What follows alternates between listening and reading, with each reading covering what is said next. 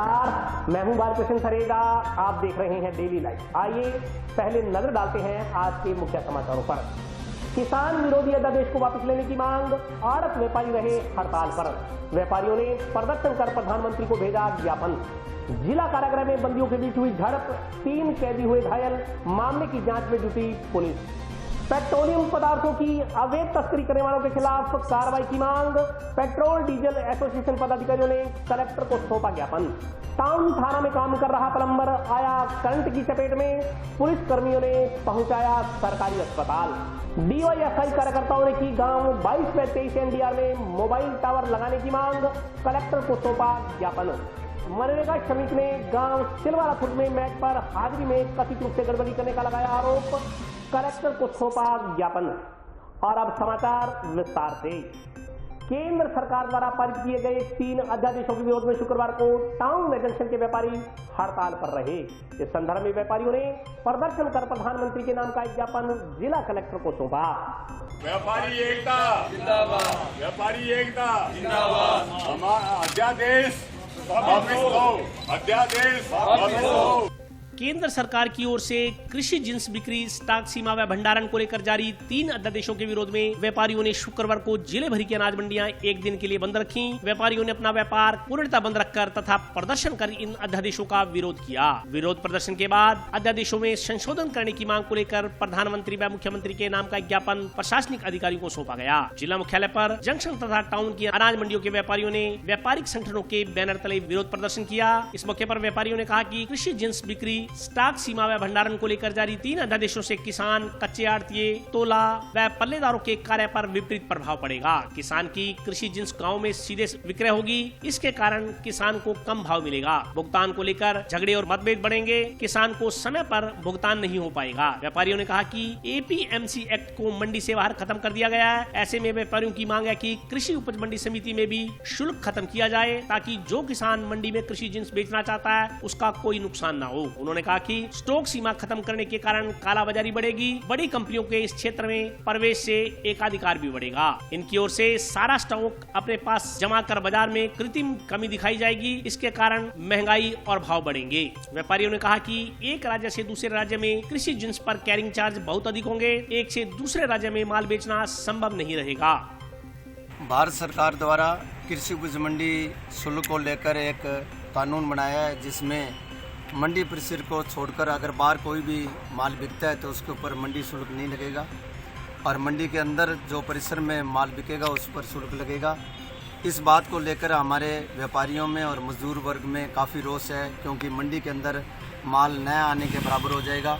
उसके फलस्वरूप हमारे 3 स्टेटों के राजस्थान, पंजाब, हरियाणा के एक संयुक्त व्यापारियों की मीटिंग हुई, जिसमें हमने संयुक्त रूप से ये फैसला लिया कि 21 तारीख आज के दिन शुक्रवार को हम तीनों स्टेटों के अंदर अपना व्यापार बंद रखकर हम इसके खिलाफ अपना आंदोलन शुरू करेंगे।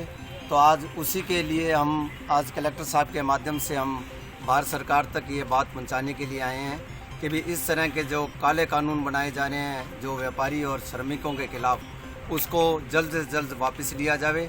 इसके लिए हमने आज अपने अपने प्रतिष्ठान बंद रखे हैं।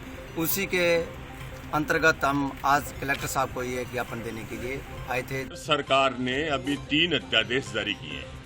उन अध्यादेशों के मुताबिक कृषि मंडी से के अंदर जो शुल्क थी वो और किसान से वसूल जो प्रति 1 रुपया, वो दोनों हटाकर शून्य कर दी गई है। उसके बाद के अंदर जो भी आदमी मंडी परिसर से बाहर माल लेगा उसके ऊपर कोई चार्जेस नहीं लगेगा, और जो माल मंडी के अंदर आएगा उसके ऊपर कृषि मंडी लगेगी। इसका मतलब ये हुआ कि किसान का माल बाहर ही बिकेगा, गांवों के अंदर सीधा। जिसके पास पैन कार्ड है, पैन नंबर धारक कोई भी आदमी सीधा माल जमींदारों से ले सकता है, और इससे मंडियां सारी वीरान हो जाएगी। धान का तोला, मजदूर, लंबरदार वगैरह सारे बेरोजगार हो जाएंगे। हमारी ये मांग है कि अध्यादेश वापस लो, किसानों का माल समर्थन मूल्य से कम न बिके, गाँवों के अंदर ये लोग लूट मचाएंगे और पेमेंट भुगतान का जो पेमेंट जो होना है, भुगतान होना है पेमेंट का, वो टाइम पर नहीं होगा। इससे मुकदमेबाजी बढ़ेगी, किसानों का शोषण होगा। इसलिए हमारी ये मांग है कि अध्यादेश वापस लिया जाए या इसमें संशोधन करके समर्थन मूल्य से कम कोई भी जिन्स न बिके इसका प्रावधान किया जाए। मंडी के बाहर टैक्स बिल्कुल सरकार ने खत्म कर दिए हैं और मंडी के अंदर टैक्स अभी है, तो इस संबंध के अंदर हड़ताल चल रही है। मंडी में टैक्स कम किया जाए सरकार से ये मार्केट फीस और कृषि कल्याण शुल्क, भाई वो टैक्स ज़्यादा भरना पड़ता है। मंडी के बाहर अगर तुलाएंगे तो टैक्स नहीं भरना पड़ेगा। इस संबंध में है कि भाई गवर्नमेंट मंडी के अंदर कृषि कल्याण शुल्क और मंडी फीस खत्म करे, कम करे, ताकि मंडियाँ चल सके, व्यापारी को रोजगार मिल सके। हड़ताल आज एक दिन की है जी, आज एक दिन की। जयपुर के खाद्य व्यापार संघ के आह्वान पे आज एक दिन की हड़ताल कर रखी है व्यापारियों ने। ये हड़ताल हमारी व्यापारियों की, अब ये क्या है कि मंडी के अंदर जो माल आएगा उस पर तो टैक्स लगेगा, अदरवाइज मंडी से बाहर अगर कोई व्यापारी खरीदता है तो उस पर कोई टैक्स नहीं लगेगा। जब वो बाहर से टैक्स नहीं लगेगा तो वो मंडी के अंदर क्यों आएंगे? व्यापारियों के व्यापार तो ख़त्म हो जाएंगे। और जो व्यापारी है इस मांग को लेकर राजस्थान सरकार से भी, सेंटर से भी कहते हैं भी हस्तक्षेप करो, व्यापारियों को क्यों मारा जा रहा है। तो उसके लिए एक दिन की हम लोगों ने हड़ताल रखी है। यह हमारे व्यापार संघ राजस्थान की तरफ से हड़ताल है। हम सब व्यापारी एक मत से हड़ताल पर बैठे हैं। जिला कारागार में बंदियों के बीच आपसी झड़प हो गई। झड़प में 3 कैदी घायल हो गए। घायलों को उपचार के लिए जिला अस्पताल लाया गया। पुलिस मामले की जांच कर रही है। शुक्रवार को जंक्शन स्थित जिला जेल में बंदियों का आपस में झगड़ा हो गया। करीब आधा दर्जन से अधिक बंदियों में हुई मारपीट में 3 बंदियों के सिर फूट गए। जिला अस्पताल में लाकर तीनों का उपचार करवाया गया। मिली जानकारी अनुसार गाली गलौज करने को लेकर शुक्रवार सुबह जिला कारागार में 8-10 बंदी एक दूसरे के साथ मारपीट करने लगे। बंदियों के भिड़ने की सूचना मिलने पर जेल प्रहरियों ने मौके पर पहुंचे ने अलग थलग किया, लेकिन तब तक कई बंदी जख्मी हो चुके थे। सिर फूटने से 3 बंदियों के ज्यादा चोट लगी। इनके सिर से खून बहने लगा। इसके अलावा नाक, हाथ आदि जगहों पर भी चोटें लगी। घायल बंदियों को जेल कर्मचारी टाउन के राजकीय जिला चिकित्सालय लेकर पहुंचे तथा इनका उपचार करवाया। बंदियों की आपसी मारपीट में जयपाल पुत्र पृथ्वीराज, मंजीत पुत्र राम प्रताप तथा नीरज पुत्र गौरीशंकर के चोटें लगी हैं। रात को जेल के जिला कारागार हनुमानगढ़ में बंदियों का आपस में झगड़ा हो गया था और इसमें बंदियों के 1-2 को चोट लगी है, जिस पर श्री लालचंद जी एसआई पुलिस थाना हनुमानगढ़ जंक्शन जो राजकीय चिकित्सालय हनुमानगढ़ में जाकर जिन्होंने पर्चा बयान लिया, जिसमें श्री जयपाल सनोप श्री पृथ्वीराम राज जाट, ये निवासी पक्का बादवा, ये जो एनडीपीएस एक्ट में जेल में बंद है। तो इनके साथ ये है कमलेश उर्फ धोनी, राकेश, संजू, राजू, निर्देश व राम कुमार। इन 5 बंदियों ने इनके साथ मारपीट की है, जिसका अनुसंधान मुझ एएसआई द्वारा किया जा रहा है। आगे जैसी कार्रवाई होगी की जाएगी। नगर परिषद ठेकेदारों ने कुछ कर्मचारियों पर टेंडर प्रक्रिया में कथित रूप से बाधित करने का आरोप लगाते हुए जिला कलेक्टर को ज्ञापन सौंपा।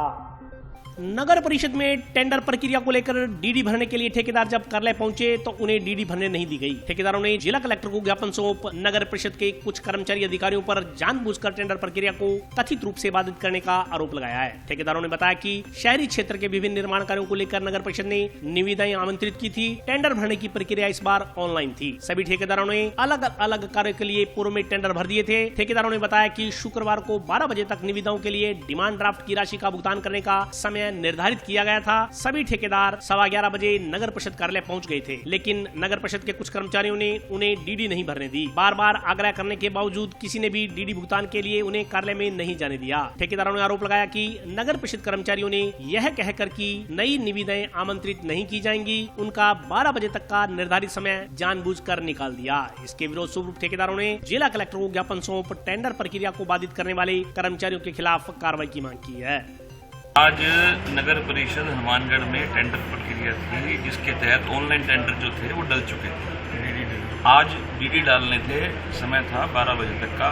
11:15 बजे हम नगर परिषद परिसर में पहुंच गए थे डीडी डालने के लिए। डबल A क्लास हमारी फर्म है। डीडी पहले लड़के को भेजा, लड़के को उन्होंने नहीं डालने दिया, फिर हम लोग गए। हम लोग जब डालने के लिए गए तो वहाँ पे 30-40 जने इकट्ठे हो गए। जो डीडी डालने वाला रूम था वहाँ हम एक बार गए भी, पर उन्होंने हमें बाहर निकाल दिया, धक्के मारकर हाथापाई करी, बंद कर दिया। भी यहाँ टेंडर नहीं डालने देते हम किसी। जो भी व्यवस्था है हमारी, हम अपने हिसाब से चलेंगे। उसके बाद हमने एडीएम साहब को भी संपर्क किया, कलेक्टर साहब को भी संपर्क किया, 12 बजने में 10 मिनट पहले भी संपर्क किया, हमारे कोई भाई बंधुओं से भी संपर्क करने की कोशिश करी, पत्रकार बंधुओं से, लेकिन आते आते वो समय निकल गया। 12 बजे के बाद वहाँ हाथापाई का माहौल भी बन गया था। ये स्थिति है यहाँ नगर परिषद हनुमानगढ़ की। चेयरमैन साहब से भी बात करी हमने, चेयरमैन साहब भी बाहर थे, कह रहे मैं बाहर था, पर लेकिन ऑनलाइन जब हम प्रक्रिया में डाल चुके हैं अपना टेंडर, उसके बाद आप हमें डीडी डालने से रोक रहे हैं, ये कहाँ न्याय संगत है। ज्ञापन देने कलेक्टर साहब ने, एडीएम साहब ने कहा है जो भी फाइल है मैं पूरी उस पर कार्रवाई करेंगे। कलेक्टर साहब से बात हुई थी, कलेक्टर साहब ने एडीएम साहब से मिलने को कहा था। एडीएम साहब ने कहा जो भी यथासंभव होगी हम इस पर कार्रवाई करेंगे। इसके साथ साथ डीएलबी में भी हम शिकायत करेंगे और सीएमओ में भी शिकायत करेंगे। पेट्रोल डीजल एसोसिएशन पदाधिकारियों ने कलेक्टर को ज्ञापन सौंप पेट्रोलियम पदार्थों की अवैध तस्करी करने वालों के खिलाफ कार्रवाई करने की मांग की है। पेट्रोलियम पदार्थों की अवैध तस्करी पर रोक लगाने की मांग को लेकर शुक्रवार को पेट्रोल डीजल एसोसिएशन के पदाधिकारियों ने जिला कलेक्टर को ज्ञापन सौंपा। पेट्रोल पंप संचालकों ने बताया कि जिले में अवैध पेट्रोल डीजल की तस्करी का कारोबार बढ़ता ही जा रहा है। इसके कारण पंप संचालकों का काम घटकर 50% ही रह गया है। पूर्व में इसके विरोध में पंप संचालकों ने अनिश्चितकालीन हड़ताल की शुरुआत की थी, लेकिन प्रशासन के साथ हुई वार्ता में तस्करी को रोकने के लिए टीम गठित करने पर सहमति बनी थी। पंप संचालकों ने बताया कि इसको लेकर एडीएम की अध्यक्षता में एक कमेटी का गठन भी किया गया था और अवैध डीजल तस्करी को रोकने के लिए समय मांगा गया था, लेकिन इतना समय बीत जाने के बावजूद कोई कार्रवाई नहीं की गई। इससे पेट्रोल पंप संचालकों में रोष व्याप्त है। पंप संचालकों ने ज्ञापन सौंप पेट्रोलियम पदार्थों की अवैध तस्करी करने वालों के खिलाफ कार्रवाई करने की मांग की है। मांग शीघ्र पूरी नहीं होने पर हड़ताल की चेतावनी दी गई है। हनुमानगढ़ पेट्रोलियम डीलर एसोसिएशन के बैनर तले हमने माननीय कलेक्टर साहब को एक ज्ञापन दिया है, जिसमें हमने मांग की है कि जो अवैध तस्करी हो रही है डीजल और पेट्रोल की दूसरे राज्यों से, पड़ोसी राज्य जो है हरियाणा और पंजाब से, उसकी रोकथाम के लिए कोई कार्रवाई की जाए। कलेक्टर साहब द्वारा एक कमेटी का गठन भी किया गया था कुछ दिन पहले, परंतु आज तक उस पर कोई कार्रवाई नहीं हो पाई है। तो आज हमने इसलिए उनसे मिलके और ये प्रार्थना पत्र एक प्रस्तुत किया है कि कृपया कर इस पर जल्द से जल्द कार्रवाई हो और जितना भी अवैध रूप से डीजल और पेट्रोल आ रहा है इस हनुमानगढ़ जिले में, उसके ऊपर कोई प्रभावी कार्रवाई करे और उसे रोका जाए। अगस्त के प्रारंभ में पेट्रोल पंप डीलर सब हड़ताल में थे। डीजल की अवैध बिक्री, भंडारण व परिवहन के विरोध स्वरूप, जिसके कारण एडीएम महोदय की अध्यक्षता में एक कमेटी का गठन किया गया था, जिसके अंदर की एएसपी हनुमानगढ़ और रसद विभाग के प्रतिनिधि को शामिल किया गया था तथा हमें आश्वासन दिया गया था कि आगामी एक हफ्ते के अंदर इन तस्करी के खिलाफ प्रभावी रूप से कार्रवाई की जाएगी। तथा आज 21 तारीख होने 11 दिन हो गए इस कमेटी का गठन होने के बाद, आज तक भी हमें कोई कार्रवाई की जानकारी नहीं प्राप्त हुई है। इसमें रसद विभाग की प्रशासन की इच्छा शक्ति नहीं है, मंशा साफ जाहिर है, उनको सपोर्ट किया जा रहा है, तस्करों को सपोर्ट किया जा रहा है मूल रूप से। इसी के विरोध में हमने आज ज्ञापन दे रहे हैं कि अगर इस आगामी हफ्ते के अंदर कार्रवाई नहीं की जाती है तो आगामी 28 तारीख से सारे पेट्रोल पंप 4:30 से लेकर 6 बजे तक पूर्णतः बंद रहेंगे तथा प्रशासन व पुलिस की गाड़ियों को उधार में डीजल पेट्रोल नहीं देंगे। और अभी वक्त ब्रेक का, हाजिर होता हूँ छोटे से ब्रेक की बात।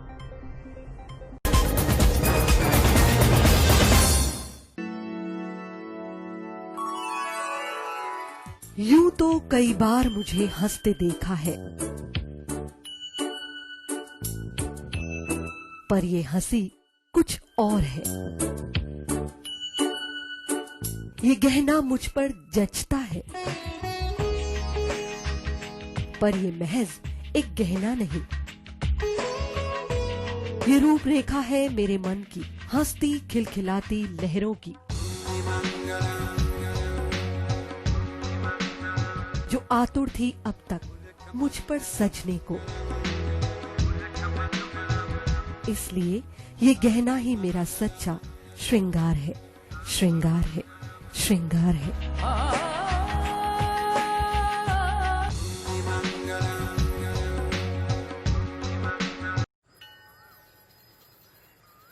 अरे बबलू, लॉकडाउन खुलते ही टहलने निकल पड़े। महामारी अभी फैली हुई है। सरपंच जी, टहलने नहीं, काम पे वापस जा रहे हैं। तुझे डर नहीं लगता वायरस पकड़ लेगा? पहले थोड़ा बहुत डर लगता था, फिर पता चला कि अगर मैंने पूरी सावधानी बरती तो ये बीमारी होने की संभावना कम है। सबसे महत्वपूर्ण है ये मास्क।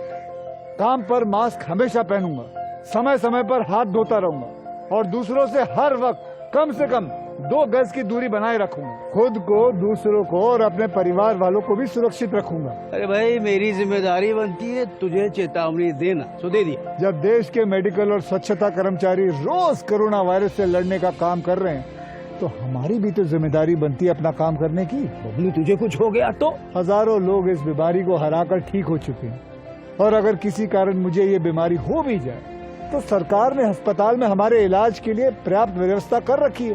ये घबराने का वक्त नहीं, एक दूसरे का हौसला बढ़ाने का वक्त है। अरे ऐसे क्या देख रहा है? तू काम पे जाएगा, मैं नहीं जाऊंगा, नाक नहीं कट जाएगी मेरी। चलो। मास्क। हाँ, मास्क। अरे नाक तो ढक लो। हाँ। कोरोना वायरस से हमें लड़ाई जारी रखनी पड़ेगी और उससे डर कर नहीं, पूरी सावधानी के साथ डट कर चलिए।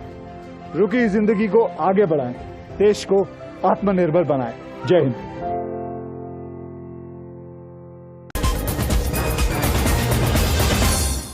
ब्रेक के बाद स्वागत है। आइए नजर डालते हैं अगले समाचारों पर। टाउन थाना में प्लम्बिंग का काम कर रहा एक व्यक्ति करंट की चपेट में आने से घायल हो गया। वहां मौजूद पुलिसकर्मियों ने प्लम्बर को राजकीय चिकित्सालय पहुंचाया। टाउन थाना परिसर में एक प्लम्बर बिजली का करंट लगने से घायल हो गया। मिली जानकारी के अनुसार शुक्रवार सुबह गांव जंडावाली निवासी प्लम्बर अशोक कुमार पुत्र मनफूल राम टाउन थाना परिसर में बिजली से संबंधित कोई काम कर रहा था। करीब 10:15 बजे वह पाइप काटने में इस्तेमाल होने वाली ड्रिल मशीन की तार जोड़ने के लिए सीढ़ी के सहारे पुलिस थाना परिसर में दीवार के पास लगे खंबे पर चढ़ा। तार जोड़ते समय अचानक उसे करंट लगा और झटके के साथ वह सीढ़ी से नीचे आ गिरा। इस दौरान पास ही खड़े पुलिस थाने की चेतक 2 गाड़ी नंबर RJ 31 UA 3726 के ड्राइवर शैलेंद्र बिश्नोई ने सूझबूझ का परिचय देते हुए तत्परता से प्लम्बर अशोक कुमार को अपनी गाड़ी से राजकीय जिला चिकित्सालय पहुंचाया। इस दौरान चिकित्सकों ने उसे उपचार दिया जिससे उसकी जान बच गई।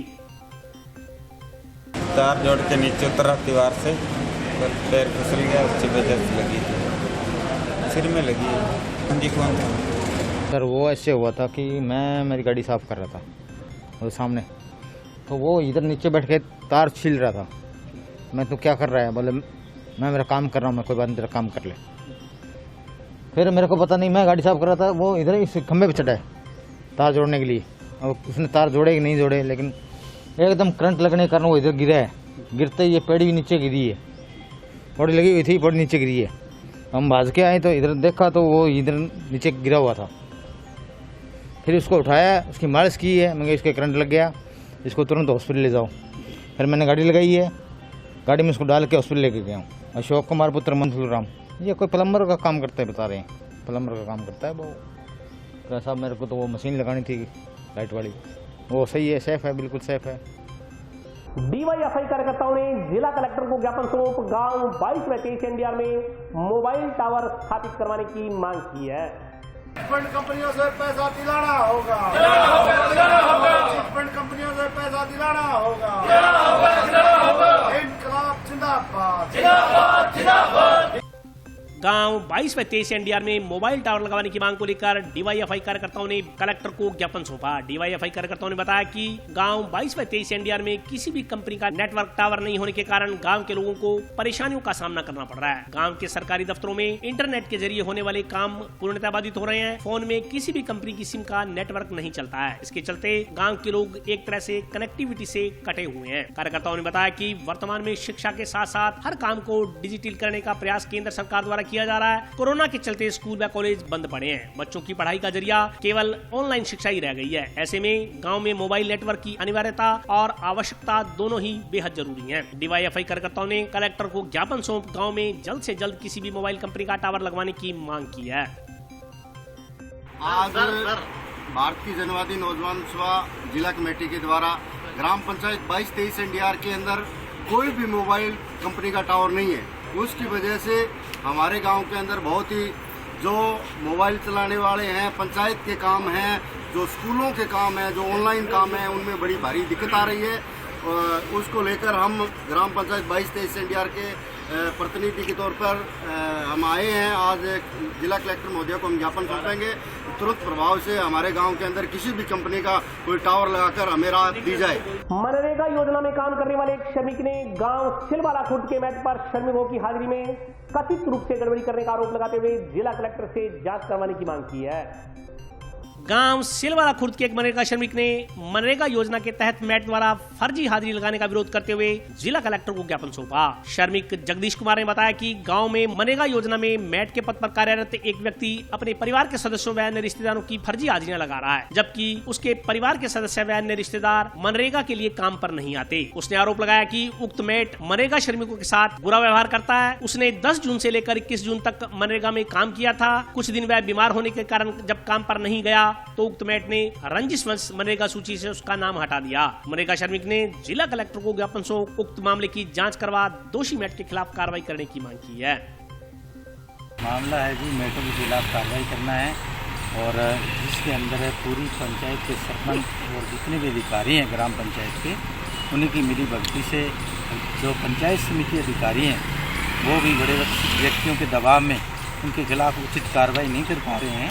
तो इसलिए मेरे निवेदन है कि जो मेट तो लगातार आए हैं, दोनों को 12-13 वर्षों से लगातार मेट के पद पर नियुक्त हैं, तो वो अपनी मनमानी से जो नीचे मेट हैं उनसे कार्य कराते हैं और जो नरेगा मेटों की मैस्ट्रोल है उसके अंदर अपने परिवारजन और अपने निजी मित्रजनों के फर्जी हाजिरियाँ भर करके और जो अन्य जो मेट हैं उनसे भी 2-2, 4-4 है उन मैस्ट्रोलों में फर्जी हाजिरियाँ भरते हैं और वो फर्जी भाड़ा चला रहे हैं।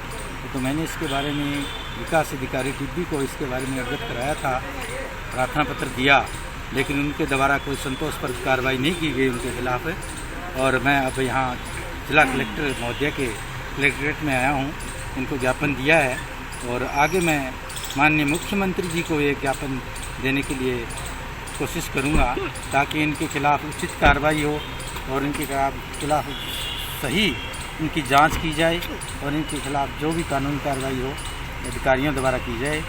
ट्रैफिक पुलिस ने अंतर्राष्ट्रीय वरिष्ठ नागरिक दिवस पर जंक्शन में वरिष्ठ जनों को मास्क व फूल देकर यातायात नियमों की पालना का आह्वान किया। अंतर्राष्ट्रीय वरिष्ठ नागरिक दिवस पर यातायात पुलिस ने शुक्रवार को जंक्शन में वरिष्ठ नागरिकों को मास्क वितरित किए। इस दौरान ट्रैफिक पुलिस ने यातायात नियमों की पालना के लिए वाहन चालकों के साथ समझाइश भी की। पुलिस ने कोरोना संक्रमण से बचाव के लिए वरिष्ठ नागरिकों को मास्क वितरित किए और अंतर्राष्ट्रीय वरिष्ठ नागरिक दिवस पर वरिष्ठ जनों को फूल भेंट कर उन्हें सम्मानित किया। यातायात पुलिस ने बताया कि कोरोना के दृष्टिगत संक्रमण से बचाव के लिए पुलिस द्वारा लोगों को जागरूक करने का काम किया जा रहा है। पुलिस द्वारा बिना हेलमेट दुपहिया वाहन चलाने वालों और मास्क नहीं पहनने वालों के खिलाफ कार्रवाई की जा रही है।